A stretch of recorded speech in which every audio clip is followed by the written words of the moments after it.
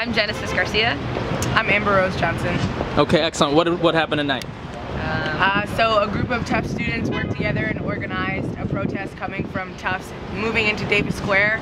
As we moved, we gathered more students. We took over each square. We did a 4.5-minute silent shutdown in Davis, Porter, Harvard, Central, Kendall, and right in front of MIT, and then ended on the Kendall Bridge. Why? Go ahead. Well, we're trying to disrupt business as usual, as we like to call it at Tufts with American Studies peeps.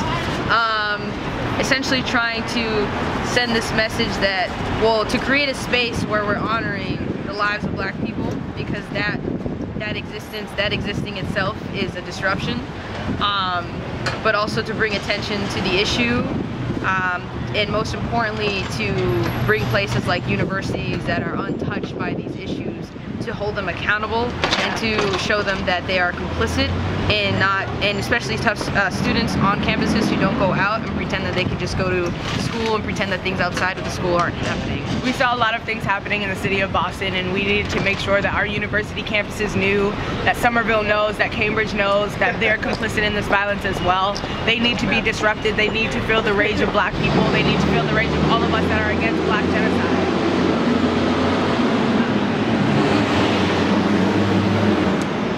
So yeah, it was Tufts students that wanted to make sure that our campuses were part of the larger national movement for Black Lives Matter. Okay, what was achieved today? What was achieved? Shit was disrupted. Yeah. Squares were shut down. We didn't want things to keep going on. We didn't want this place to be untouched. And I think that happened. I think that everybody in the area felt us, heard us, and knew why we were doing what we were doing. I think most, again, also as importantly is this idea of coming together, having bodies come together, having people and minds come together for one sort of cause and understanding and really connection across people, despite racial location, despite sort of agendas, etc., or despite sort of like different backgrounds coming together for the same sort of agenda. And I think that was also very powerful too. What's next? I mean, we have a group of students that are organizing. We don't have any set agenda. We're going to continue to do whatever we need to do to make sure that spaces are continuously being disrupted, to make sure that everybody knows, to make sure that there's no place that's silent when it comes to Black Lives Mattering, when it comes to stopping black genocide.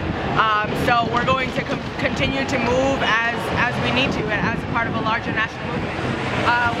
We're definitely not going to pretend like, well, we're definitely going to take advantage of this momentum that's happening and make sure that it doesn't stop, even with the holidays coming. All of these things are really important for us to take advantage of, to continue to move, because we realize that there are national things happening, and that's really important for us to continue doing, regardless of where we are, who we are with.